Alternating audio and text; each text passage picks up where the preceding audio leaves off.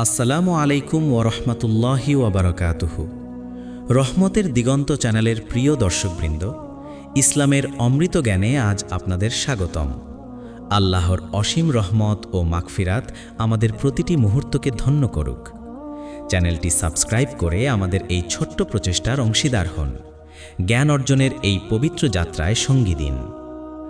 আজকের আলোচনার বিষয় ইয়া যাল জালালি ওয়াল ইকরাম পড়ে লবণের উপর ফু দেওয়া এবং এই নামের ফজিলত নিয়ে প্রচলিত কিছু ধারণা। আমরা জানব এই নামটি কি, এর ফজিলত কি, এবং লবণ বা পানির উপর ফু দিয়ে কোনো নির্দিষ্ট ফল লাভের বিষয়টি ইসলামী দৃষ্টিতে কতটুকু সঠিক। মহান আল্লাহর ৯৯টি সুন্দর নামের মধ্যে যাল জালালি ওয়াল ইকরাম একটি অত্যন্ত মর্যাদাপূর্ণ নাম। এই নামটি কুরআনে দুবার উল্লিখিত হয়েছে, সূরা আর রহমানের ২৭ ও ৭৮ নম্বর আয়াতে। এই নামের অর্থ মহিমার অধিকারী ও সম্মানের মালিক। এটি আল্লাহর ইসমে আজাম বা মহান নামগুলোর অন্তর্ভুক্ত। ইসমে আজাম কি? ইসমে আজাম হল আল্লাহর এমন একটি বিশেষ নাম যা দ্বারা দোয়া করলে আল্লাহ সাড়া দেন এবং যা চাওয়া হয় তা দান করেন। রাসূলুল্লাহ সাল্লাল্লাহু আলাইহি ওয়াসাল্লাম বলেছেন, ইন্না লিল্লাহি ইসমান ওয়াহিদান ওয়া তিসঈনা ইসমান মান আহসাহা দাখালাল জান্নাতা ওয়া ইন্না লিল্লাহি ইসমান আযমা লা ইউদআ বিহি ইল্লাস্তুজিবা। অর্থ, নিশ্চয়ই আল্লাহর ৯৯টি নাম রয়েছে, যে ব্যক্তি তা গণনা করবে, আয়ত্ত করবে, সে জান্নাতে প্রবেশ করবে। আর আল্লাহর একটি মহান নাম আছে যে নামে ডাকলে তিনি সাড়া দেন এবং যা চাওয়া হয় তা দান করেন। সুনানে তিরমিজি হাদিস ৩৫৩৪, সুনানে আবু দাউদ হাদিস ১৪৯৫। এখন প্রশ্ন হল, ইয়া যাল জালালি ওয়াল ইকরাম ১৩ বার পড়ে লবণের উপর ফু দিলে কি হয়? এই বিষয়ে কুরআন বা সহিহ হাদিসে কোনো নির্দিষ্ট দলিল নেই। লবণ বা পানি যে কোনো বস্তুর ওপর ফু দিয়ে সেটিকে বিশেষ শক্তিসম্পন্ন করার বিষয়টি ইসলামী বিধানে বিদআত বা উদ্ভাবিত আমল হিসেবে বিবেচিত হয়, যতক্ষণ না তা কুরআন ও সুন্নাহ দ্বারা প্রমাণিত হয়। ইসলামে কুরআন তেলাওয়াত ও দোয়ার মাধ্যমে রোগ মুসিবত থেকে আশ্রয় চাওয়ার নির্দেশ রয়েছে। রাসূলুল্লাহ সাল্লাল্লাহু আলাইহি ওয়াসাল্লাম নিজে সকাল সন্ধ্যায় সূরা ইখলাস, ফালাক ও নাস এই ৩ সূরা ৩ বার করে পড়তেন এবং নিজের ওপর ফু দিতেন। সহিহ বুখারী হাদিস ৫০১৭। কিন্তু এটি ছিল কুরআনের আয়াত দ্বারা, কোনো নির্দিষ্ট নাম বা সংখ্যার ওপর নয়। আমাদের করণীয় কি? আল্লাহর নাম যাল জালালি ওয়াল ইকরাম নিয়মিত জিকির করা অত্যন্ত ফজিলতপূর্ণ। রাসূলুল্লাহ সাল্লাল্লাহু আলাইহি ওয়াসাল্লাম বলেছেন, আলাইকুম বিদিল জালালি ওয়াল ইকরাম। অর্থ, তোমরা সব সময় যাল জালালি ওয়াল ইকরাম পাঠকে অপরিহার্য করে নাও। সুনানে তিরমিজি হাদিস ৩৫৩৫। ইমাম তাবারি রাহিমাহুল্লাহ বলেন, আল্লাহর প্রতিটি গুণবাচক নামই ইসমে আজামের অন্তর্ভুক্ত। যদি কোনো লোক এটি নিয়মিত পড়ে, তবে আল্লাহ এর দুনিয়া ও পরকালের সব কাজ সুন্দর ও সুষ্ঠুভাবে সম্পন্ন করে দেবেন। সুতরাং আসুন আমরা আল্লাহর এই মহান নামটি নিয়মিত পাঠ করি, আল্লাহর কাছে দোয়া করি, কিন্তু কোনো নির্দিষ্ট সংখ্যা বা বস্তুর সাথে এটি আবদ্ধ না করি, বরং কুরআন ও সুন্নাহর আলোকে সহিহ আমলগুলো অনুসরণ করি। আল্লাহ আমাদের সবাইকে হেদায়েত দান করুন, আমিন। ১ নাম্বার, ইয়া যাল জালালি ওয়াল ইকরাম নামের পরিচয় ও এর ফজিলত। আজকের প্রথম পর্বে আমরা জানব মহান আল্লাহ অতি মর্যাদাপূর্ণ নাম ইয়া যাল জালালি ওয়াল ইকরামের পরিচয়, এর অর্থ ও ফজিলত। অনেকেই এই নামটি সম্পর্কে জানেন না, অথচ এটি আল্লাহর ইসমে আজামের অন্তর্ভুক্ত একটি বিশেষ নাম, যা দ্বারা দোয়া করলে আল্লাহ সাড়া দেন এবং যা চাওয়া হয় তা দান করেন। নামটির কোরআনী ভিত্তি। আল্লাহ তাআলা সূরা আর রহমানে এই নামটি দুবার উল্লেখ করেছেন। প্রথমটি ২৭ নম্বর আয়াতে, ওয়ায়াবকা ওয়াজহু রব্বিকা যুল জালালি ওয়াল ইকরাম। অর্থ, আর তোমার রবের চিরঞ্জীব সত্তা বাকি থাকে, যা মহিমার ও সম্মানের অধিকারী। দ্বিতীয়টি ৭৮ নম্বর আয়াতে, তাবারাকাসমু রব্বিকা যিল জালালি ওয়াল ইকরাম। অর্থ, পবিত্র ও বরকতময় তোমার রবের নাম, যিনি মহিমার ও সম্মানের অধিকারী। এই দুটি আয়াত থেকে বোঝা যায় এই নামটি আল্লাহর বিশেষ গুণবাচক নাম, যা তার মহিমা, সম্মান ও শ্রেষ্ঠত্বকে প্রকাশ করে। ইসমে আজাম সম্পর্কে হাদিস। রাসূলুল্লাহ সাল্লাল্লাহু আলাইহি ওয়াসাল্লাম বলেছেন, ইন্না লিল্লাহি তিসআতান ওয়া তিসঈনা ইসমান মিআতান ইল্লা ওয়াহিদান মান আহসাহা দাখালাল জান্নাহ। অর্থ, নিশ্চয়ই আল্লাহর ৯৯টি নাম রয়েছে, ১০০টি একটি বাদে। যে ব্যক্তি এগুলো গণনা করে বা আয়ত্ত করে সে জান্নাতে প্রবেশ করবে। এই নামগুলোর মধ্যে জাল জালালি ওয়াল ইকরাম অত্যন্ত মর্যাদাপূর্ণ। ইমাম নববী রাহিমাহুল্লাহ তার আল আজকার গ্রন্থে বলেছেন, এই নামটি ইসমে আজামের অন্তর্ভুক্ত। সাহাবীর ঘটনা। একবার সাহাবী আনাস ইবনে মালিক রাদিয়াল্লাহু আনহুর নিকট এক ব্যক্তি দোয়া করলেন, আল্লাহুম্মা ইন্নী আসআলুকা বিআন্না লাকাল হামদা লা ইলাহা ইল্লা আনতাল মান্নানু বাদিউস সামাওয়াতি ওয়াল আরদি ইয়া জাল জালালি ওয়াল ইকরাম ইয়া হাইয়্যু ইয়া কাইয়্যুম। রাসূলুল্লাহ সাল্লাল্লাহু আলাইহি ওয়াসাল্লাম তখন বললেন, লাকাদ সাআলতাল্লাহা বিইসমিহিল আযম আল্লাযী ইযা সুইলা বিহি আ'তা ওয়া ইযা দুইয়া বিহি আজাব। অর্থ, তুমি আল্লাহকে তার মহান নাম দ্বারা ডেকেছ, যে নামে ডাকলে তিনি সাড়া দেন এবং যা চাওয়া হয় তা দান করেন। এটি প্রমাণ করে যে এই নামটি অত্যন্ত বিশেষ এবং এর মাধ্যমে দোয়া কবুল হয়। লবণের উপর ফু দেওয়ার বিষয়টি। প্রশ্ন হল, ইয়া জাল জালালি ওয়াল ইকরাম ১৩ বার পরে লবণের উপর ফু দিলে কি হয়? এই বিষয়ে কোরআন বা সহিহ হাদিসে কোনো নির্দিষ্ট দলিল নেই। ইসলামে কোনো আমলকে ফজিলতের সাথে নির্দিষ্ট সময়, সংখ্যা বা বস্তুর সাথে আবদ্ধ করা বৈধ নয়, যতক্ষণ না কোরআন ও সুন্নাহ থেকে তার প্রমাণ থাকে। ইমাম ইবনে তাইমিয়া রাহিমাহুল্লাহ বলেছেন, যে ব্যক্তি কোরআন বা দোয়াকে নির্দিষ্ট সংখ্যা বা নির্দিষ্ট সময়ের সাথে আবদ্ধ করে, সে ব্যক্তি শরিয়াতে নতুন কিছু উপাবধন করে, যা বিদআত। মজমুউল ফাতাওয়া ২২ নম্বর ৫১০ নম্বর পৃষ্ঠা। আমাদের করণীয়। আল্লাহর এই মহান নামটি আমরা নিয়মিত যে কোনো সময় যে কোনো সংখ্যায় পাঠ করতে পারি। রাসূলুল্লাহ সাল্লাল্লাহু আলাইহি ওয়াসাল্লাম বলেছেন, আলাইকুম বিদিল জালালি ওয়াল ইকরাম। অর্থ, তোমরা সব সময় জাল জালালি ওয়াল ইকরাম পাঠকে অপরিহার্য করে নাও। সুনানে তিরমিজি হাদিস নম্বর ৩৫২৫। এর মাধ্যমে আল্লাহর নৈকট্য লাভ হয় এবং দোয়া কবুল হয়। তবে লবণ বা কোনো বস্তুকে বিশেষ শক্তি সম্পন্ন করার জন্য এটি পড়া এর কোনো ভিত্তি নেই। ইমাম গাজ্জালি রাহিমাহুল্লাহ বলেন, আল্লাহর নামগুলোর মধ্যে সবচেয়ে মহান হলো আল্লাহ এবং আর রহমান, আর জাল জালালি ওয়াল ইকরাম হলো তার মহিমার নাম। ইহয়া ও উলুমিদ্দিন ১ নম্বর ২৭০ নম্বর পৃষ্ঠা। সুতরাং আসুন আমরা এই নামটি নিয়মিত পাঠ করি, আল্লাহর কাছে দোয়া করি, কিন্তু কোনো নির্দিষ্ট বস্তু বা সংখ্যার সাথে এটি আবদ্ধ না করি। ইসলাম সহজ ও স্পষ্ট পথ দেখিয়েছে। আল্লাহ আমাদের তৌফিক দান করুন, আমিন। ইয়া যাল জালালি ওয়াল ইকরামের ৬টি অলৌকিক শক্তি, বিশ্লেষণ ও ইসলামী দৃষ্টিভঙ্গি। দ্বিতীয় পর্বে আমরা আলোচনা করব ইয়া যাল জালালি ওয়াল ইকরাম নামটির যে ৬টি অলৌকিক শক্তির কথা প্রচলিত আছে, সেগুলোর ইসলামী বিশ্লেষণ কি এবং কোরআন সুন্নাহর আলোকে সেগুলো কতটুকু সঠিক। অনেকেই এই নামটিকে গোপন আমল হিসেবে মনে করেন এবং নানা ধরনের দাবি করেন, যেমন অভাব দূর হয়, রোগ সেরে যায়, শত্রুর ক্ষতি হয় ইত্যাদি। আসুন জেনে নেই প্রকৃত ইসলামী শিক্ষা কি বলে। প্রথম শক্তি, অভাব অনটন দূর করা। প্রচলিত ধারণা, এই নাম পড়লে রিজিকের দ্বার উন্মুক্ত হয়।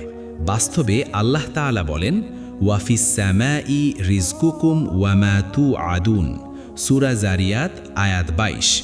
অর্থ, আর আকাশে রয়েছে তোমাদের রিজিক এবং তোমাদেরকে যা দেওয়ার প্রতিশ্রুতি দেয়া হয়। রিজিক আল্লাহর হাতে, তিনি যাকে চান দান করেন। এই নাম পাঠ করলে আল্লাহর কাছে রিজিক চাওয়া যায়, তবে এটি পড়লেই যে অভাব দূর হবে এমন কোনো নির্দিষ্ট ঘোষণা কুরআন বা হাদিসে নেই।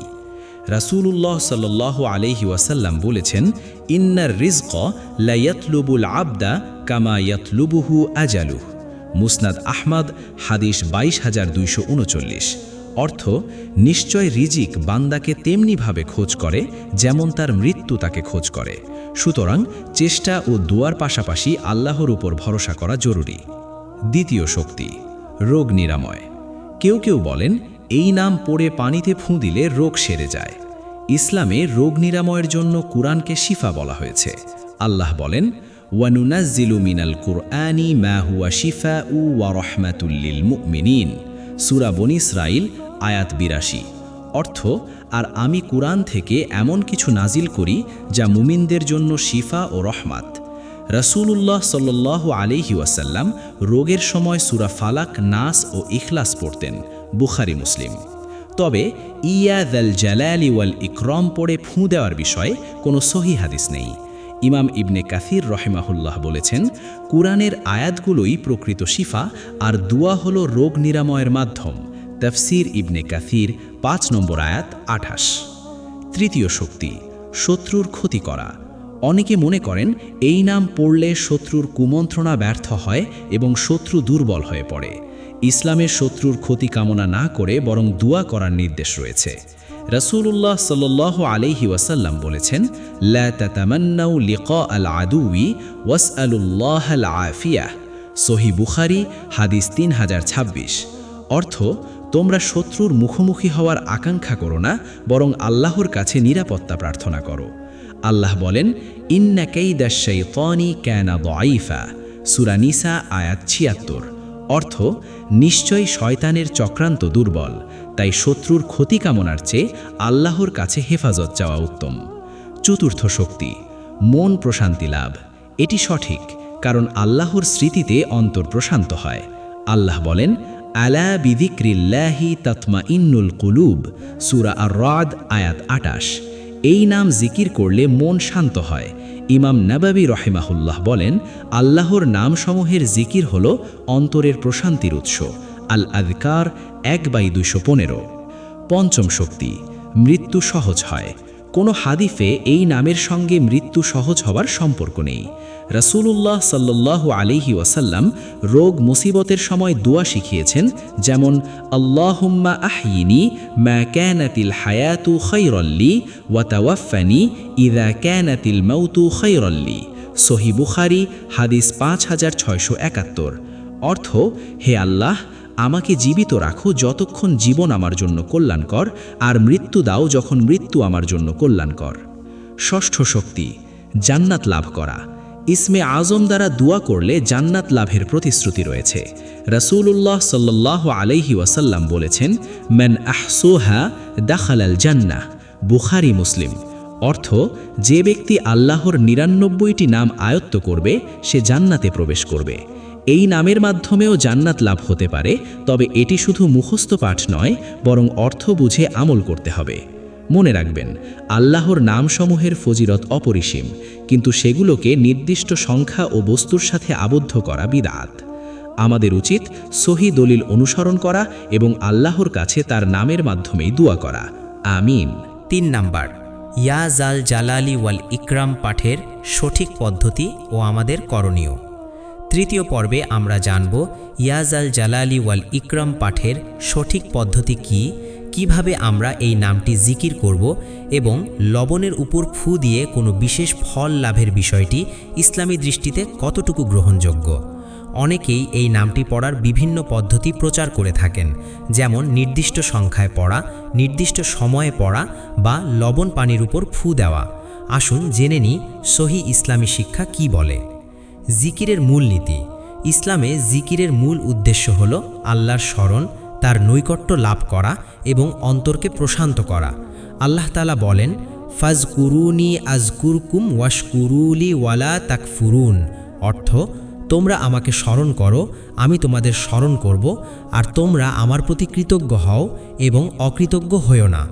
জিকিরের কোনো নির্দিষ্ট সংখ্যা বা সময় আল্লাহ বা তার রসুল সাল্লাল্লাহু আলাইহি ওয়াসাল্লাম নির্ধারণ করে দিয়েছেন, যেমন ফরজ সালাতের পর তাসবিহ, সকাল সন্ধ্যার জিকির, ঘুমানোর আগে ও ঘুম থেকে ওঠার দোয়া ইত্যাদি। কিন্তু ইয়া জাল জালালি ওয়াল ইকরাম এর জন্য কোনো নির্দিষ্ট সংখ্যা বা সময় নির্ধারণ করা হয়নি। ইয়া জাল জালালি ওয়াল ইকরাম পাঠের পদ্ধতি। রাসূলুল্লাহ সাল্লাল্লাহু আলাইহি ওয়াসাল্লাম বলেছেন, আফজালুজ যিকরি লা ইলাহা ইল্লাল্লাহ ওয়া আফজালুদ দুআই আলহামদুলিল্লাহ। অর্থ, শ্রেষ্ঠ জিকির হল লা ইলাহা ইল্লাল্লাহ আর শ্রেষ্ঠ দোয়া হল আলহামদুলিল্লাহ। তবে আল্লাহর বিশেষ নামগুলো জিকির করাও অত্যন্ত ফজিলতপূর্ণ। ইয়া জাল জালালি ওয়াল ইকরাম পাঠের জন্য উত্তম সময় হল সালাতের পরে, সকাল সন্ধ্যায়, রাতের শেষ অংশে কিংবা যে কোনো সময় যখন অন্তর একাগ্র থাকে। সংখ্যা নির্ধারণ না করে যতটুকু সম্ভব তা পাঠ করা যায়। ইমাম নববী রহমাহুল্লাহ তার আল আজকার গ্রন্থে বলেছেন, জিকিরের ক্ষেত্রে সংখ্যার চেয়ে গুরুত্বপূর্ণ হল অন্তরের একাগ্রতা ও নিয়তের শুদ্ধতা। আল আজকার 1/230। লবণের উপর ফু দেওয়ার বিষয়টি প্রচলিত ধারণা ইয়া জাল জালালি ওয়াল ইকরাম 13 বার পড়ে লবণের উপর ফু দিলে রোগ শোক দূর হয় এবং অভাব অনটন ঘুচে যায়। এই বিষয়ে কোরআন বা সহি হাদিসে কোনো দলিল নেই। ইমাম ইবনে তাইমিয়া রহেমাহুল্লাহ বলেছেন, যে ব্যক্তি কোনো দোয়া বা জিকিরকে নির্দিষ্ট সংখ্যা বা নির্দিষ্ট বস্তুর সঙ্গে আবদ্ধ করে অথচ শরীয়তে তার কোনো ভিত্তি নেই, সে ব্যক্তি বিদাত করল। মাজমুউল ফাতাওয়া 22/510। রাসূলুল্লাহ সাল্লাল্লাহু আলাইহি ওয়াসাল্লাম বলেছেন, মান আমিলা আমালান লাইসা আলাইহি আমরুনা ফাহুয়া রদ্দুন। অর্থ, যে ব্যক্তি এমন কাজ করে যা আমাদের নির্দেশনার উপর নেই তা প্রত্যাখ্যাত। লবণ সম্পর্কে ইসলামী নির্দেশনা। লবণ একটি হালাল ও উপকারী খাদ্য। রাসূলুল্লাহ সাল্লাল্লাহু আলাইহি ওয়াসাল্লাম খাবারে লবণ দিতে বলেছেন এবং বলেছেন, ইন্নাল্লাহা তাবারাকা ওয়া তাআলা আনজালা আলাল জিবালি আরবা'a বারাকাতিন আল হাদিদ ওয়ান নুহাস ওয়াল মিলহ ওয়াল মা। অর্থ, আল্লাহ পর্বতমালায় 4টি বরকত নাজিল করেছেন, লোহা, তামা, লবণ ও পানি। কিন্তু লবণকে বিশেষ শক্তিসম্পন্ন করে ফু দেওয়ার কোনো বিধান নেই। রোগ মুসিবত দূর করতে কুরআন তিলাওয়াত ও দোয়ার নির্দেশ রয়েছে। রাসূলুল্লাহ সাল্লাল্লাহু আলাইহি ওয়াসাল্লাম বলেছেন, ইকরাউল কুরআনা ফাইন্নাহু শিফাউন লিমা ফিস সুদূর। অর্থ, তোমরা কুরআন তিলাওয়াত করো কারণ এটি অন্তরের রোগের আরোগ্য। আমাদের করণীয়, প্রথমত ইয়া জাল জালালি ওয়াল ইকরম পাঠ করব নিয়মিত, কোনো নির্দিষ্ট সংখ্যা ছাড়া। দ্বিতীয়ত, লবণ বা পানির উপর ফু দিয়ে কোনো বিশেষ ফল লাভের আশা না করে বরং কোরআনের আয়াত ও সহি দোয়াই ব্যবহার করব।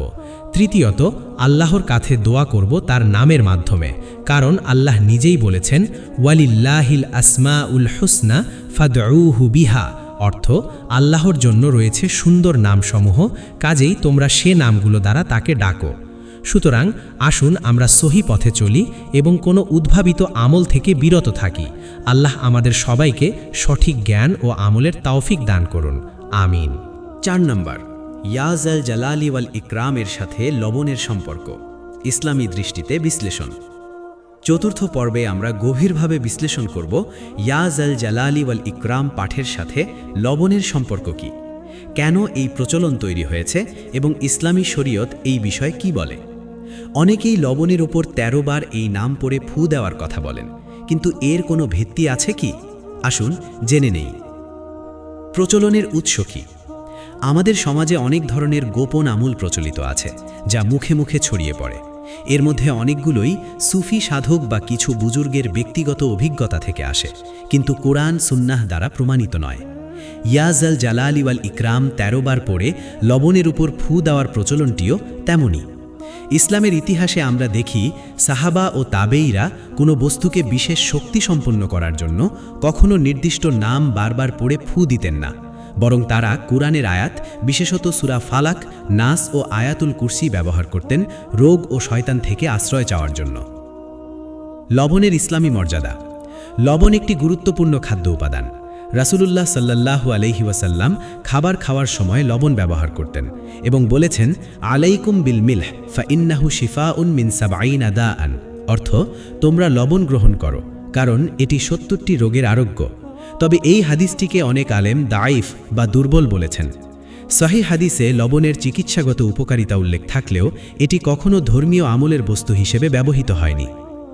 ইমাম ইবনে হাজার আসকালানি রাহিমাহুল্লাহ বলেছেন, লবণের উপকারিতা স্বাভাবিক চিকিৎসা হিসেবে গ্রহণযোগ্য, কিন্তু একে ধর্মীয় তাবিজ বা ফু দেওয়ার মাধ্যম বানানো সঠিক নয়। ফাথুল বারি 10 নম্বর 132 পৃষ্ঠা। ফু দেওয়ার ইসলামী বিধান। ইসলামে ফু দিয়ে রোগ থেকে আশ্রয় চাওয়ার পদ্ধতি রয়েছে, তবে সেটি কুরআনের আয়াত ও সাহিহ দোয়ার মাধ্যমে। রাসূলুল্লাহ সাল্লাল্লাহু আলাইহি ওয়াসাল্লাম সূরা ইখলাস, ফালাক ও নাস 3 বার করে পড়ে নিজের উপর ফু দিতেন। সহিহ বুখারী হাদিস নাম্বার 5017। তিনি অন্য কাউকে ফু দিতেন হাতের সাহায্যে। আন্নান নবিয়্যা সাল্লাল্লাহু আলাইহি ওয়াসাল্লাম কানা ইউআউযিদুল হাসানা ওয়াল হুসাইন। অর্থ, নবী সাল্লাল্লাহু আলাইহি ওয়াসাল্লাম হাসান ও হুসাইনকে আল্লাহর নাম দ্বারা তাবিজ হিসেবে পড়তেন এবং হাত বুলিয়ে দিতেন। সহিহ বুখারী হাদিস নাম্বার 3337। কিন্তু এখানে লবণের উল্লেখ নেই। কোনো বস্তুকে বিশেষ শক্তি সম্পন্ন করার জন্য ফু দেওয়ার বিধান নেই। ইমাম নববী রাহিমাহুল্লাহ বলেন, শুধু কুরআন ও সাহি দোয়া দ্বারা ফু দেওয়া বৈধ, অন্য কোনো বস্তু বা নামকে এই কাজে আবদ্ধ করা বিদাত। রিয়াদুস সলেহিন 1 নম্বর 445 পৃষ্ঠা। 13 সংখ্যাটির বিশেষ গুরুত্ব নেই। সংখ্যার মধ্যে ইসলামী বিধানে বিশেষ গুরুত্ব রয়েছে, যেমন 1, 3, 7, 10, 100 ইত্যাদি কুরআন হাদিসে উল্লেখিত, কিন্তু 13 সংখ্যাটির কুরআন বা হাদিসে কোনো বিশেষ ফজিলত নেই। রাসূলুল্লাহ সাল্লাল্লাহু আলাইহি ওয়াসাল্লাম বলেছেন, মান সান্না ফিল ইসলামি সুন্নাতান হাসানাতান, অর্থ যে ব্যক্তি ইসলামে ভালো পথ প্রবর্তন করে তার জন্য তার সওয়াব এবং যে তার অনুসরণ করে তাদের সওয়াব রয়েছে। কিন্তু 13 বার পড়ার বিষয়টি কোনো ভালো পথ নয়, বরং এটি উদ্ভাবিত। আমাদের করণীয়, আমরা যদি আল্লাহর কাছে রোগ মুক্তি, অভাব দূরীকরণ বা শান্তি চাই, তবে সরাসরি দোয়া করব। রাসূলুল্লাহ সাল্লাল্লাহু আলাইহি ওয়াসাল্লাম বলেছেন, আদ-দুআউ হুয়াল ইবাদাহ, অর্থ দোয়াই হলো ইবাদত। আমরা কুরআনের আয়াত পড়ে ফু দিতে পারি, যেমন সূরা ফাতিহা, আয়াতুল কুরসি, 3 কুল। আমরা লবণ খেতে পারি খাদ্য হিসেবে, চিকিৎসা হিসেবে, কিন্তু ধর্মীয় আমল হিসেবে নয়।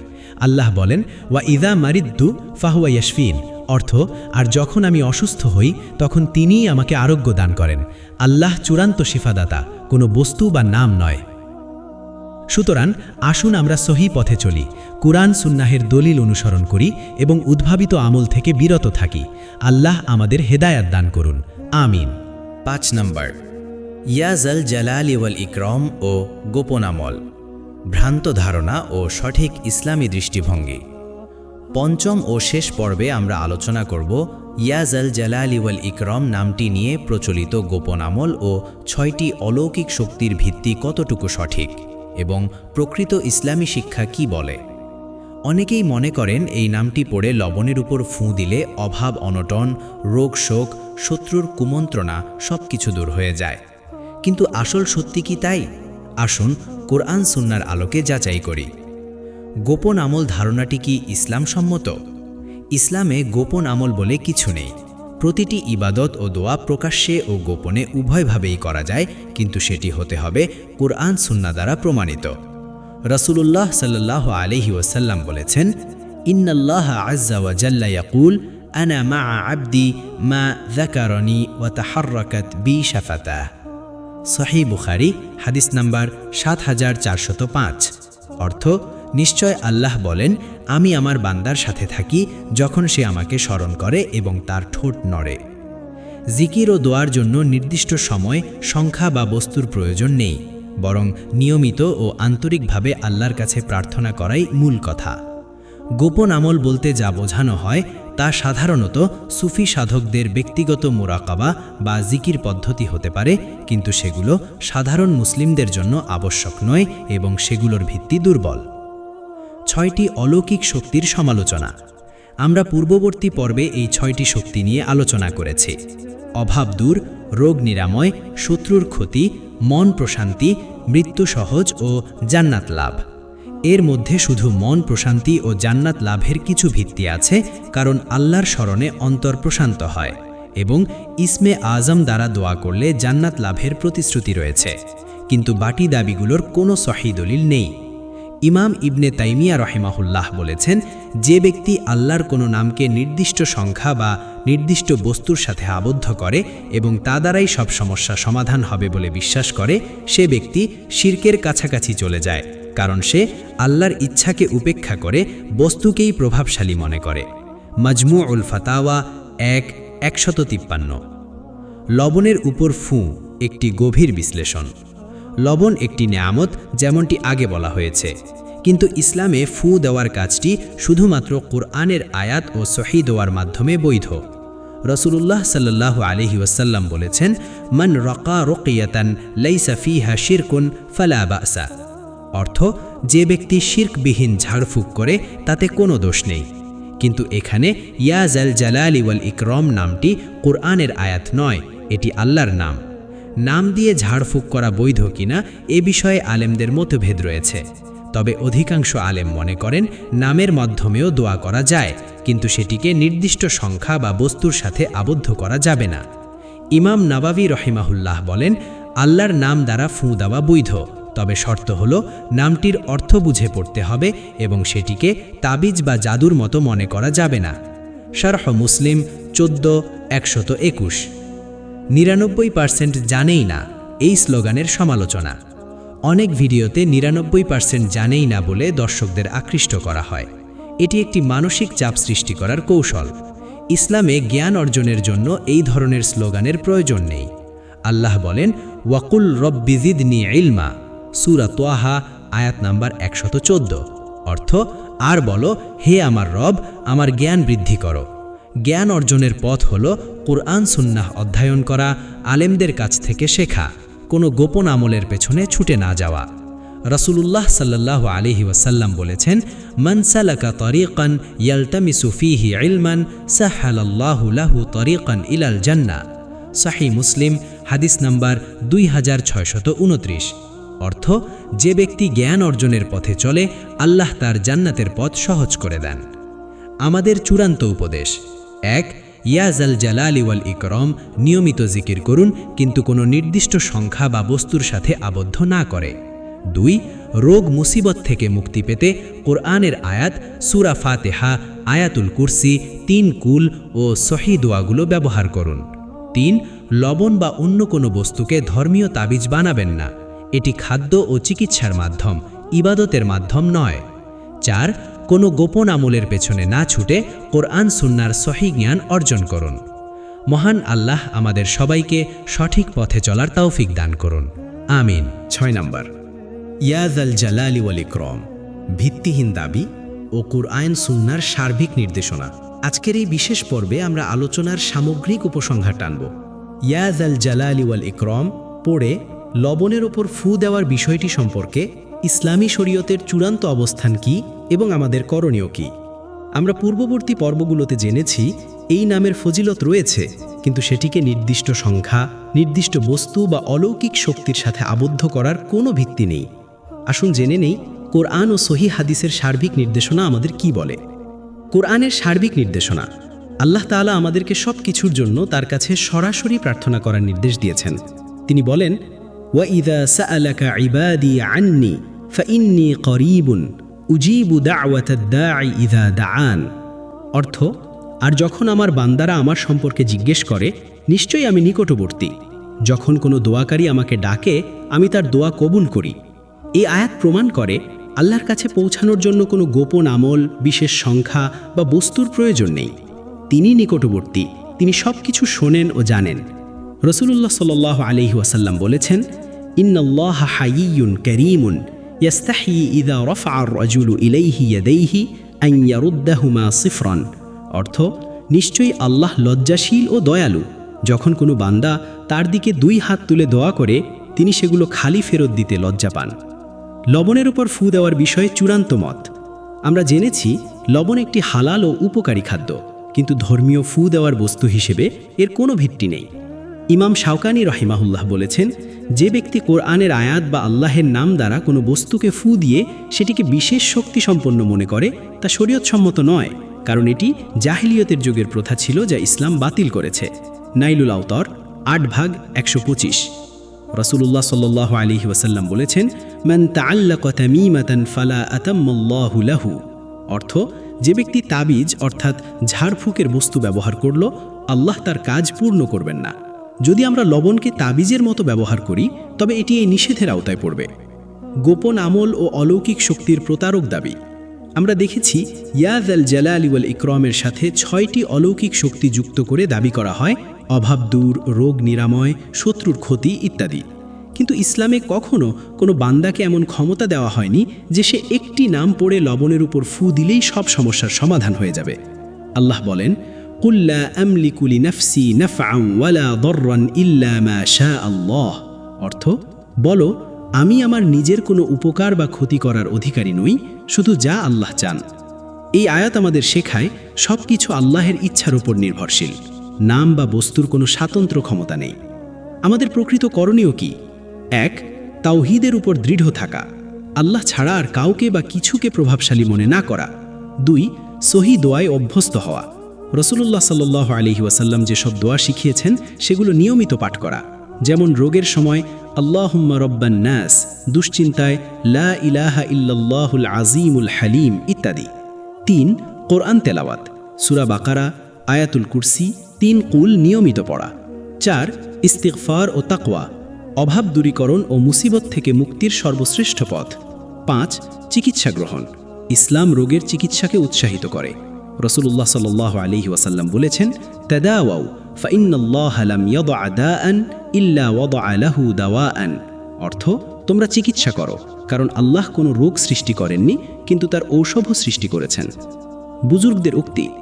ইমাম গাজ্জালী রাহিমাহুল্লাহ বলেন, আল্লাহের নিকটবর্তী হওয়ার সবচেয়ে সহজ পথ হল তার নামগুলো দ্বারা দোয়া করা, কিন্তু সেটি কোনো বিশেষ বস্তু বা সংখ্যার মাধ্যমে নয়, বরং আন্তরিকতার সাথে। ইহইয়া উলুমিদ্দিন 2/350। আমাদের উচিত এই পথেই চলা।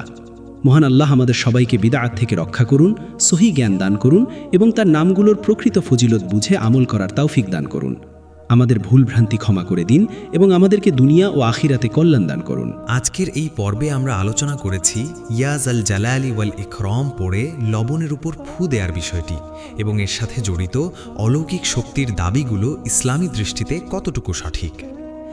আমরা জেনেছি এই নামটি আল্লাহর ইসমে আজমের অন্তর্ভুক্ত এবং এর ফজিলত অপরিসীম, তবে সেটি কি নির্দিষ্ট সংখ্যা, নির্দিষ্ট বস্তু বা গোপন আমলের সাথে আবদ্ধ করার কোনো ভিত্তি কোরআন বা সহিহ হাদিসে নেই। আমাদের চূড়ান্ত উপদেশ, মহান আল্লাহ বলেন, ফাসআলুল্লাহা মিন ফাদলিহি ইন্নাল্লাহা কানা বিকুল্লি শাইইন আলিমা। সূরা নিসা আয়াত 35। অর্থ, তোমরা আল্লাহর কাছে তার অনুগ্রহ প্রার্থনা করো, নিশ্চয়ই আল্লাহ সব কিছু সম্পর্কে সর্বজ্ঞ। আল্লাহর কাছে প্রার্থনা করার জন্য কোনো মাধ্যম বা বস্তুর প্রয়োজন নেই। তিনি নিকটবর্তী, তিনি সব দোয়া শোনেন। রাসূলুল্লাহ সাল্লাল্লাহু আলাইহি ওয়াসাল্লাম বলেছেন, ইন্নাল্লাহা ইয়াকুল ইন্নী ইনদা যান্নি আবদি বি ওয়া আনা মাআহু ইযা যাকারানি। সহিহ বুখারী হাদিস ৭৪০৫। অর্থ, আল্লাহ বলেন, আমি আমার বান্দার ধারণা অনুযায়ী আছি, আর যখন সে আমাকে স্মরণ করে আমি তার সাথে থাকি। লবণ ও ফু দেয়ার বিষয়ে শরিয়াতের অবস্থান। আমরা জেনেছি লবণ একটি নিয়ামত ও উপকারী খাদ্য, কিন্তু ধর্মীয় ফু বা তাবিজের বস্তু হিসেবে এর ব্যবহার বিদআত। ইমাম ইবিন তাইমিয়া রাহিমাহুল্লাহ বলেছেন, যে ব্যক্তি কোনো দোয়া বা জিকিরকে নির্দিষ্ট সংখ্যা বা বস্তুর সাথে আবদ্ধ করে অথচ শরিয়াতে তার ভিত্তি নেই, তা বিদআত ও প্রত্যাখ্যাত। মাজমুউল ফাতাওয়া 22.510। রাসূলুল্লাহ সাল্লাল্লাহু আলাইহি ওয়াসাল্লাম বলেছেন, মান আমিলা আমালান লাইসা আলাইহি আমরুনা ফাহুয়া রাদ। সহিহ মুসলিম হাদিস 1718। অর্থ, যে ব্যক্তি এমন কাজ করে যা আমাদের নির্দেশনার উপর নেই, তা প্রত্যাখ্যাত। গোপন আমল ও অলৌকিক শক্তির প্রতারণা। আমরা দেখেছি এই নামের সাথে 6টি অলৌকিক শক্তি যুক্ত করে দাবি করা হয়, কিন্তু এর কোনো দলিল নেই। ইসলামে কেবল কোরআন ও সহিহ হাদিস দ্বারা প্রমাণিত আমলগুলোই গ্রহণযোগ্য। আল্লাহ বলেন, ইত্তাবিউ মা উনজিলা ইলাইকুম মির রাব্বিকুম ওয়ালা তাত্তাবিউ মিন দুনিহি আউলিয়া। সূরা আরাফ আয়াত 3। অর্থ, তোমরা তোমাদের রবের পক্ষ থেকে যা নাজিল করা হয়েছে তা অনুসরণ করো এবং তার পরিবর্তে অন্য কোনো অভিভাবকের অনুসরণ করো না। আমাদের করণীয়: 1. ইয়া জাল জালালি ওয়াল ইকরাম নিয়মিত জিকির করুন, কিন্তু কোনো নির্দিষ্ট সংখ্যা ছাড়া। 2. রোগ মুসিবত থেকে মুক্তি পেতে কোরআনের আয়াত, সূরা ফাতিহা, আয়াতুল কুরসি, 3 কুল এবং সহিহ দোয়াগুলো ব্যবহার করুন। 3. লবণ বা অন্য কোনো বস্তুকে ধর্মীয় তাবিজ বানাবেন না। এটি খাদ্য ও চিকিৎসার মাধ্যম, ইবাদতের মাধ্যম নয়। 4. কোনো গোপন আমলের পেছনে না ছুটে কোরআন ও সুন্নাহর সহিহ জ্ঞান অর্জন করুন। চ্যানেলের প্রতি অনুরোধ, রহমতের দিগন্ত চ্যানেলের লক্ষ্য হল ইসলামের সহিহ জ্ঞান মানুষের কাছে পৌঁছে দেয়া। ভুলভ্রান্তি থেকে বিরত থাকতে আমরা সবসময় কোরআন ও সহিহ হাদিসকেই প্রাধান্য দেই। আপনাদের দোয়া ও সমর্থন আমাদের এই পথ চলায় অনুপ্রেরণা যোগায়। চ্যানেলটি সাবস্ক্রাইব করে ভিডিওগুলো শেয়ার করে ইসলামীর এই দাওয়াতি কাজে আমাদের সহায়তা করুন। আউটরো দোয়া। রাসূলুল্লাহ সাল্লাল্লাহু আলাইহি ওয়াসাল্লামের একটি দোয়া দিয়ে শেষ করছি। আল্লাহুম্মা ইন্না নাসআলুকা ইলমান নাফিআন ওয়া রিজকান তাইয়িবান ওয়া আমালান মুতাকাব্বালা। সুনানে ইবনে মাজাহ হাদিস 925। অর্থ, হে আল্লাহ, আমরা আপনার কাছে উপকারী জ্ঞান, পবিত্র রিজিক ও কবুলযোগ্য আমল প্রার্থনা করি। আল্লাহ আমাদের সবাইকে সঠিক পথে চলার তৌফিক দান করুন। আমাদের ভুল ত্রুটি ক্ষমা করে দিন এবং আমাদেরকে দুনিয়া ও আখিরাতে কল্যাণ দান করুন।